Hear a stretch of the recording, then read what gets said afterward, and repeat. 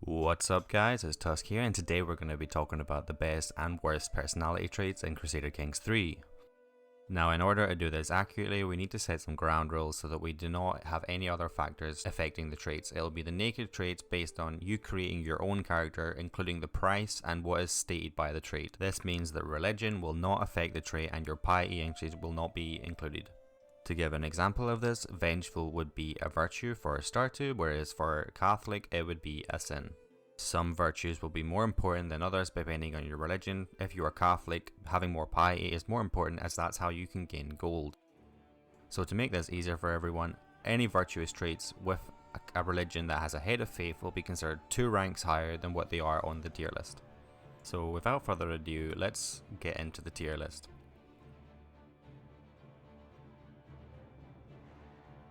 This is the Crusader Kings 3 tier list that I've came up with. You may disagree with some of these and that's perfectly fine, and I would love to hear your ideas in the comments. Now the first trait we're going to talk about is Shy. Shy gives you +2 alerting, +15% hostile scheme resistance, +15 to the same trait, -2 diplomacy, -5 attraction, but also -15% personal scheme power.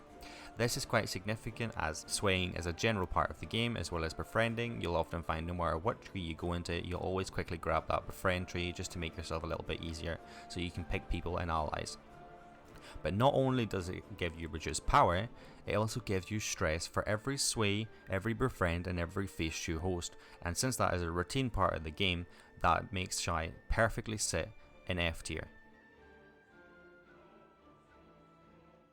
Now the next trait we're going to talk about is Gluttonous. Gluttonous reduces your stress loss by +10%, -2 stewardship, -5 attraction opinion, -10 opposite trait opinion, but also +10 to the same trait opinion.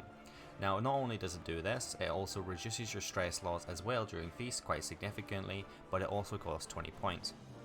But the main thing that makes Gluttonous sit perfectly in F tier is that you're literally killing yourself faster. It is the highest weight gain in the game compared to any other trait, and before you know it you'll be a beast by 40-45, and if you're doing feasts consistently, which usually you should be doing with normal RS characters, then it could be as young as 25. Now, moving on to E tier, we have Fickle. Fickle gives +1 diplomacy, +20% hostile scheme resistance, -2 stewardship, all at the cost of 25 points. Now, when you consider the fact that the 20% hostile scheme resistance is practically negligible when you consider how often the AI does hostile schemes against you and can also easily be disrupted by a good spy master. This makes the trait somewhat dead and definitely not worth +1 diplomacy. Moving on now, we now have Trusting. Trusting gives +2 diplomacy, -2 intrigue, +15 liege opinion, +15 vassal opinion, +15 enemy hostile scheme success chance, all at the cost of just 10 points. But when you consider that the +15 liege and vassal opinion do not count towards your own character and only work based on AI characters, this makes the trait significantly worse. Also, the +15 enemy hostile scheme success chance really does affect your character. Even with an extremely good spy master, this can play a major factor, as it counts up to a total of 15 intrigue points. But that being said, if you want to farm diplomacy, this is okay to take. If you're in the pursuit of having your character have a severe mental breakdown, then paranoid is the choice for you. With +3 intrigue, +25% dread gain, +10% scheme discovery chance, -25 enemy personal scheme success chance, -1 diplomacy, +100% stress gain, and -10 vassal opinion, all at the cheap cost of -10 points. The only time I would recommend using this trait is if you're wanting to farm stress in order to gain the maximum value out of the Thriving and Chaos perk points. But even so, with that, I would heavily recommend using health traits like Amazonian or Herculean in order to prevent an early game over. Otherwise, this trait is pretty much guaranteed for you to start murdering your heir, hearing squirrels in walls, have a limp dick at the age of 25 with extremely severe mental health issues. Next on the list is Honest. Honest is a very expensive trait for what it actually gives, with +2 diplomacy, -4 intrigue, +10 same trait opinion, and -10 opposite trait opinion. This also gives you stress for murders and any dishonest actions, so therefore I believe this trait sits perfectly in the position it is at E rank. Coming in next is Chaste with +2 learning, -25% fertility, +10 same trait opinion and -10 opposite trait opinion, all for 20 points. This makes it somewhat expensive for just +2 learning, which is pretty much all you're getting, and for that -25% fertility is pretty damn significant, meaning that you can't have as many kids. As much as there is a limit in how many kids you can have if you're in a monogamous relationship and if you're not doing adultery, then this could be quite significant. You could have almost no kids with this, especially if there's any downsides or if any major events come across. So I would heavily suggest not taking this trait unless you're going down a severe learning route and min-maxing your learning stat. Last in the E rank is Compassionate. Compassionate gives +2 diplomacy, +5 attraction opinion, -15 opposite trait opinion, -2 intrigue, -15 natural dread, and +100% dread decay, but for the cheap cost of 10 points. This trait by itself is pretty bad since dread is so strong on its own, but if you're stacking diplomacy, I do not see it as being a bad trait.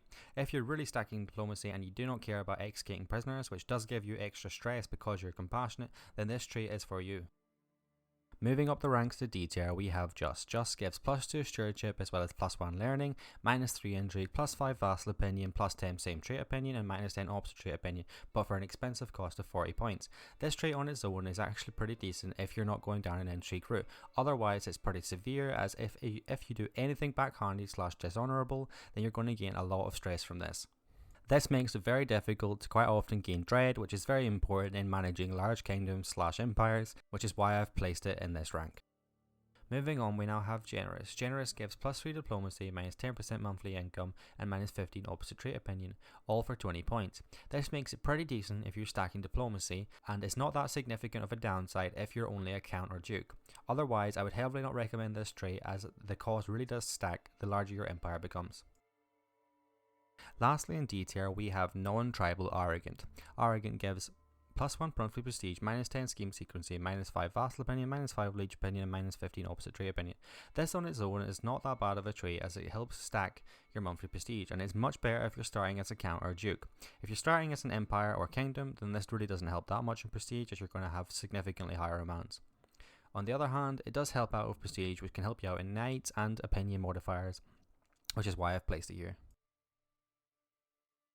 Moving up to C rank, we now have the better trait, starting with Lazy Fucking Bastard. This gives him +15% stress loss, -1 diplomacy, -1 intrigue, -1 stewardship, -1 martial, and -1 learning. But because the traits are so well spread and all for -10 points, which gives you more points, it's a pretty good choice if you want to gain more points since it's so spread out. The other thing to consider is that you do not lose stress when taking hunts, just to keep that in mind. Next in line is Humble, which gives 0.5 piety, +10 opinion of liege, vassals, and clergy, as well as -15 opposite trait opinion for 20 points. The only downsides of Humble are that it gives some stress gain if you have to pick arrogant choices in events. Otherwise, it's a pretty safe pick if you want some extra piety for no downsides. Coming in next is Forgiving with +2 diplomacy, +1 learning, -2 intrigue, +15 prisoner opinion, and +10 same trait opinion, as well as -10 opposite trait opinion, all for 25 points. The main strength about this is the prisoner opinion aspect, which allows you to gain weak hooks if you manage to capture people through war, as in joining them as an ally. That's the main reason this trait's here. Otherwise, it's somewhat decent, but not that good without that. Cowarding its way into C rank is Craven. Craven gives +10 scheme secrecy, -50% likelihood of capture or death in battle, +20 same trait opinion, and -2 martial, -3 prowess, -5 vassal opinion, -10 attraction opinion, all for -10 points. This makes it a very good method of getting more points if you do not care about martial. Lastly in C rank is Calm. This gives +1 diplomacy, +1 intrigue, +10% stress loss, +10% scheme discovery chance, +50% dread decay, +10 same trait opinion, and -opposite trait opinion, all for 25 points.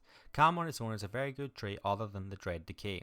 But if you're not looking towards building towards a dread build, or naturally have a dread which counteracts it trait, then this is a pretty damn good trait, especially if you're building towards intrigue or diplomacy. Moving up to the good traits in B rank, we have Vengeful. Vengeful is extremely compatible with a murder build or intimidation focused build with the dread gain. If you have any rivals that you can create, you want to create them at all times and kill them, as you will lose stress based on that. This is the perfect trait to take if you really want to play the fuck that cunt kind of playstyle. Next in line we have Deceitful. This is really good for stacking intrigue and being an absolute fucking snake in the game. If you really want to be a heartless bastard, then Callous is the perfect trait for you. This trait on its own is extremely strong with high dread gain, and you lose way less dread than you usually would. It only gives 2 intrigue and you lose relations with close family members, and it is quite expensive at 40 points. But on the other hand, you get to be an absolute fucking psychopath. Brave is a trait that is very expensive but comes with a lot of benefits. Since when people pick this, it is more likely that they're going to be building a character that is based on martial, I highly suggest that you use a character that has extremely high prowess, or excellent prowess, which is 18 and above. Since the 100% likelihood of capture/death in battle could trigger at any moment, it is very important to minimize the results as much as possible.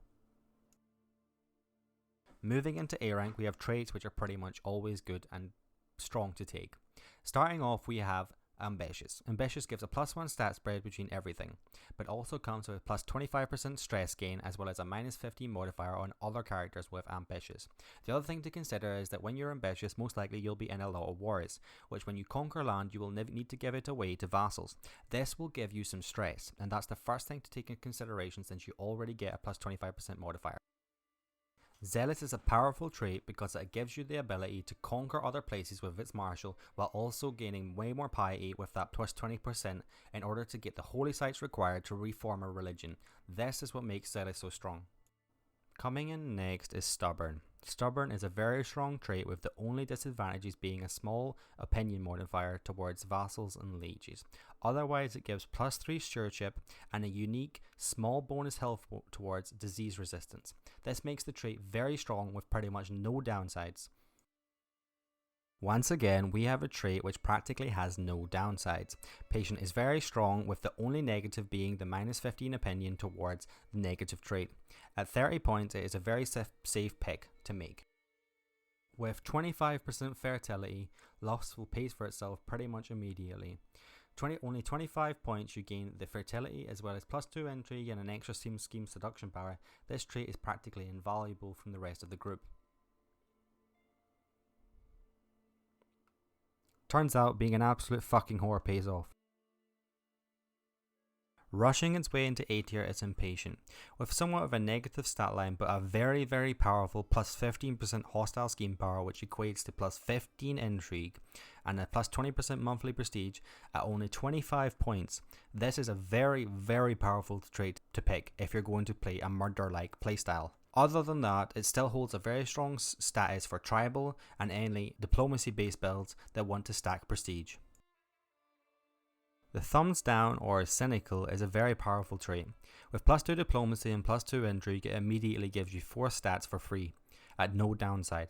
The only downside this trait has is the -20% monthly piety, which if you're playing a style of just stats, then that really does not matter to you. At only 30 points, this trait really pays for itself, and if you want to rush to convert to a different faith, then this is the perfect trait to pick. Lastly in A tier is Content. Content has the advantage of being able to stack learning, but also that it's a jack of all trades. It practically is never a bad trait to pick. At the cheap cost of only 20 points in comparison to the rest of them, it is never bad to take. Moving into S tier, we have traits that are practically never bad, and starting us off with that, we have Diligent, which has a +1 stat spread across all stats except for prowess. At only a +20% stress increase, it is much better than Ambitious, as well as you do not gain stress from giving away land to vassals. You also lose more stress for going on hunts and doing hard-working activities. This is what makes Diligent a S tier level trait.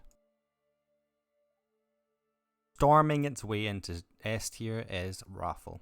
Wrathful on its own is just an incredible trait, and the reason for that is how broken Dread is in the game right now. Having +20 natural Dread is just insane. There's a lot of traits in the game that have less boldness than 0, and because of that +20 natural Dread will naturally intimidate them, giving you a significant advantage over them. As much as it says right now that Martial gives +2, it actually gives +3 Martial in the game. I don't know why the wiki is like this. The -1 diplomacy and intrigue is practically negligible, as at the end of the day, the dread you gain for only 30 points is absolutely off the charts.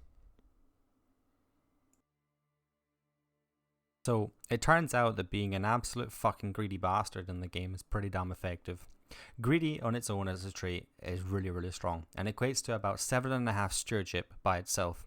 So automatically you're in favour of 5.5 points just by taking this, and only at 30 points this truly is something else. As well as it being a unique trait of being the only one that actually gives you more money except for the others that give you stewardship, this trait is unbelievably powerful, especially when it comes with practically no downsides, as -2 diplomacy is nothing compared to the amount of income you gain. Now back to arrogant, but this time tribal arrogant is absolutely off the charts.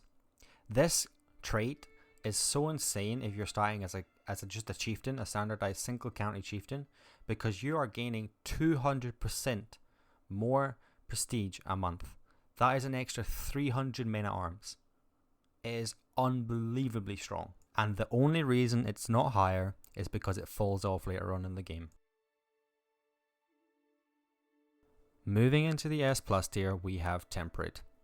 Now this is a very debatable one that I wasn't sure if I wanted to put it in here, but when you consider how rare the small health boost is, as it's the only personality trait that actually does it, and how valuable health is in the game, as it literally makes you live longer, I decided to put it in here. It's a very basic trait that gives +2 stewardship, which isn't that significant, but that small health boost can carry you a long way.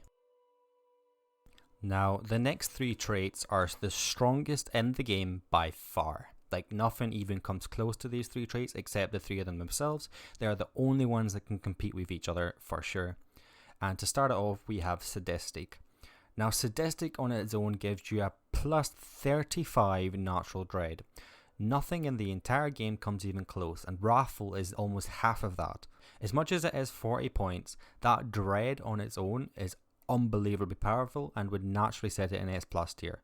But not only that, it gives you the unique ability of being able to do hostile schemes such as murder or abduct your own children, which can be very advantageous if you want to get rid of them or change your heirs, etc. if you're in a bit of a pickle.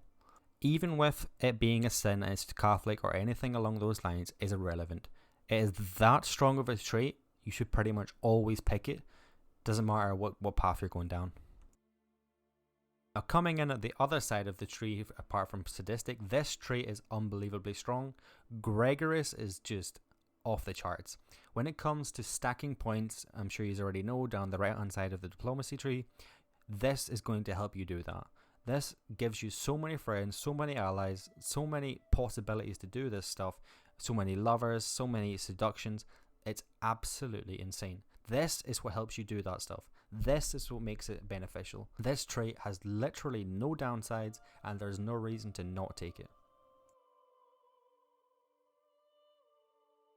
Now last on the list, but most certainly not least on the list, is Arbitrary. This trait is unbelievably strong. Now unlike any other trait, which how it deals with stress is it increases the amount you lose, this reduces the amount you gain in stress by half. So you pretty much stress out the window. You don't need to worry about it anymore. Natural dread, +50 natural dread. It's almost the same as Wrathful, it's just 5 points off. +3 intrigue, so automatically that's very helpful. The only downside is the numbers, but compared to the dread and the stress gain on its own, that already pays for itself. It's only 30 points as well. It's unbelievably powerful, and definitely deserves a spot in the S+ tier. So that was the tier list and my reasoning behind each trait's placement. I focus more on the ones at the bottom and the ones at the top, in case you didn't notice, and as far as I'm aware, I think it's fairly accurate. I'm sure there's many that are up for debate, as I said, I've mentioned a few of them. And I would definitely love to hear what your reasonings are behind your own tier lists and what you would place in said area.